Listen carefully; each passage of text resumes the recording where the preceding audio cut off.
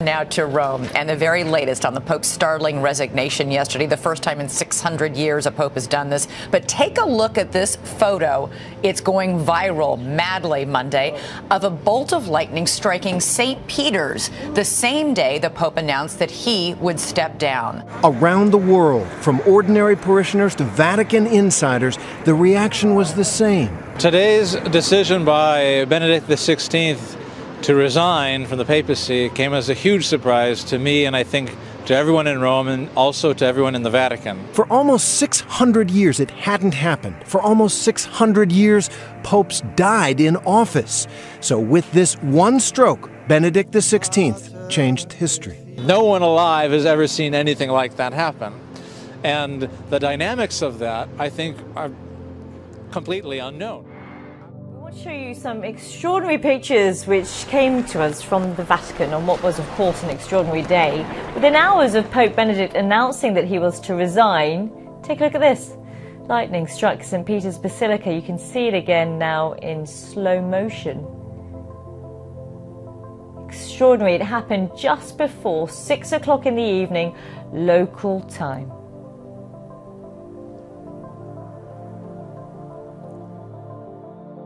Been called the People's Pope, and in just 9 months he's captured the imagination not just of the world's 1.2 billion Catholics, but the world itself. I get it on the streets. I mean, everybody from the bartender to the cab driver telling me, Cardinal Dolan, we love this guy.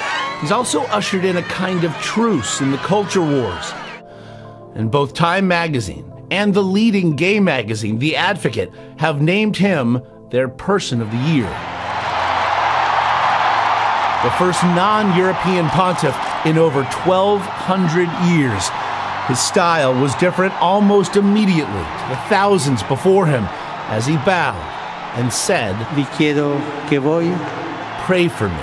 And suddenly there was a connection with people. Well, we don't know what this means, but we can show you an extraordinary photograph of an extraordinary lightning strike at the Christ the Redeemer statue that towers over the city of Rio.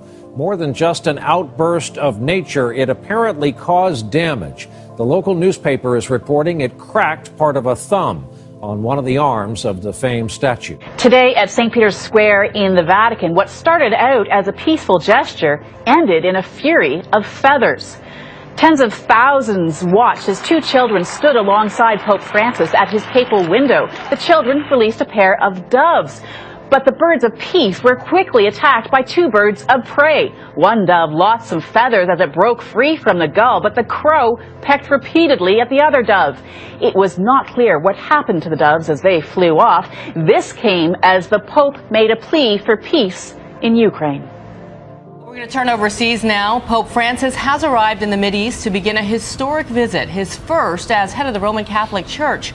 The three-day journey to Jordan, Israel, and the West Bank is sure to test his diplomatic skills. And he's already bringing that openness and naturalness that's made him something of a rock star, Pope. He left Rome this morning and he tweeted from the plane asking people to pray for him during this trip. The move marks the first time an official papal delegation has included members of other faiths and adds to Francis's budding reputation of bucking the trend. He's expected to speak about unity and peace in the volatile region and to schedule talks with leaders, including the Palestinian Authority's Mahmoud Abbas and Israeli Prime Minister Benjamin Netanyahu. And take a look at this.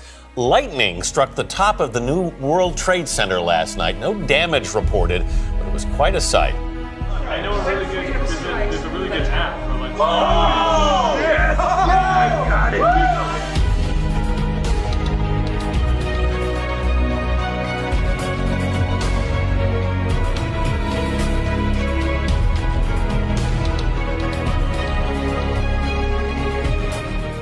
Pope Francis will be praying for peace tomorrow at the Vatican. It's something popes do often, but this time he won't be alone. He's invited Israel's President Shimon Peres and Palestinian President Mahmoud Abbas to join him. Alan Pizzi's in Rome with more on this unprecedented meeting. It's the first time such a meeting has ever taken place in the Vatican.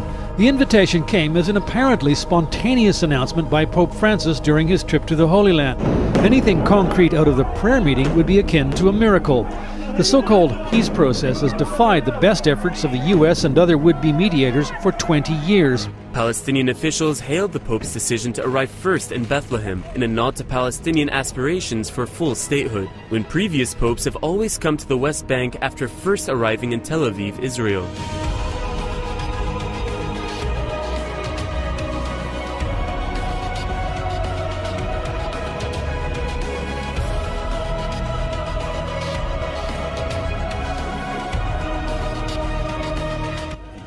For the good of all, I encourage everyone to double up efforts and initiatives aimed at creating the conditions for a stable peace based on justice, on the recognition of everyone's rights, and on mutual security.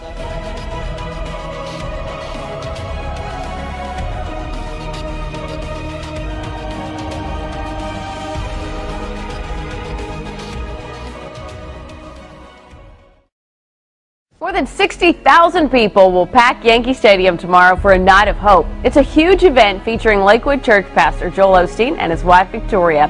Before he arrived in New York, Osteen paid a special visit to the Vatican, where he met with Pope Francis.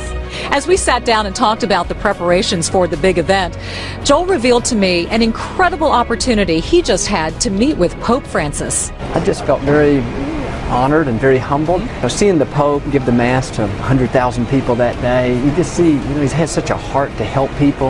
I love the fact that he's made the church more inclusive, not trying to make it smaller, but to try to make it larger, to take everybody in. So that just resonates with me. I think the message is that they respect people, all people, and that they want to see unity.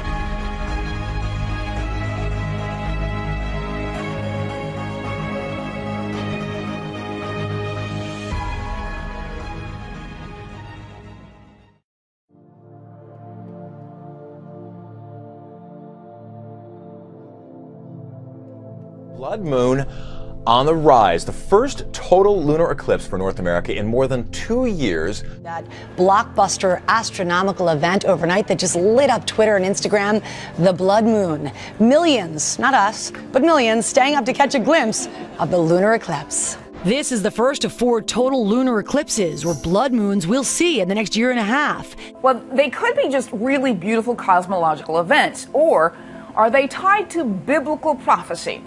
Today is the first of 4 blood moon eclipses, rare occurrences that some biblical scholars say signal earth-shattering events, particularly when they happen around the Jewish high holy days. In Genesis 1:14, God created the sun and the moon, it says, for signals on basically Passover, on his feast days, his appointed times. So for me, if that's what the Bible says, that we need to be watching when those events happen. Now, we've had these 4 blood moons, which is a tetrad, which is 4 occurring in a specific a period of time. This has happened before, right? Over the last 2,000 years, there's been 62 tetrads, but only 8 times have they occurred on the biblical holidays. And in the last 3 of those, they've had great significance for the nation of Israel. Parts of the Midwest are cleaning up after a rare and dangerous weather event. Chicago's tallest building was hit repeatedly by lightning. A lot of severe weather out there slamming the Midwest. We have some pictures from Chicago last night. Look at the lightning strikes there. Several big buildings at the same time. Lightning, look at that, striking the Willis Tower, formerly the Sears Tower. Look at that show. What a show. The storm also canceled hundreds of flights out of O'Hare. Lightning striking several skyscrapers all at once. To Israel now, and these images this evening, a ball of fire following an Israeli airstrike, and all of it in reaction to this. We showed you last night their faces on our broadcast, those 3 teenage boys lost, believed dead, one of them a U.S. citizen. We're covering a breaking news situation as the skies over Israel have lit up tonight. Sirens have sounded, and Israelis have been told they have between 15 seconds and 1 minute to run to shelter and avoid rockets coming in, launched by Hamas in this escalation of violence that many fear could easily become the next war fought in that region of constant troubles. Video came into us tonight showing a wedding in Israel interrupted by sirens. When they sound, people scatter as they're told to, as incoming rockets trigger outgoing Israeli missiles meant to destroy them in midair. Tonight there are missile launches and airstrikes underway. Israel has called up many reservists. This is a major escalation. there are sirens wailing across Israel over its two largest cities. Several days into the latest escalation between Israel and Hamas, and the situation in Gaza has not eased. Israel appears to be preparing for more hard-hitting campaigns to rein in Hamas rocket fire. Rockets continue to be fired vigorously from Gaza, with disparate militant groups working together to strike Israel. And a major move in the crisis in the Middle East. Israeli ground troops moved into Gaza briefly tonight. Iraq's second largest city, Mosul, is now in the hands of the Islamic State in Iraq and Syria. ISIS, as it's known, now controls a vast stretch of territory from western Syria to central Iraq. ISIS and its allies are now flush with U.S.-supplied weapons and ammunition abandoned by Iraqi troops. And if the Iraqi army fails to crush its enemies, a radical, aggressive Islamist state close to Israel's borders could become a reality. Former chief Israeli army intelligence analyst Jacques Neria sees the upheaval in Iraq as an opportunity to prepare for perilous times ahead. Militants possibly seizing nuclear material. That is a small amount, just 88 pounds, we are told, and the International Atomic Energy Agency is saying that it is low-grade uranium.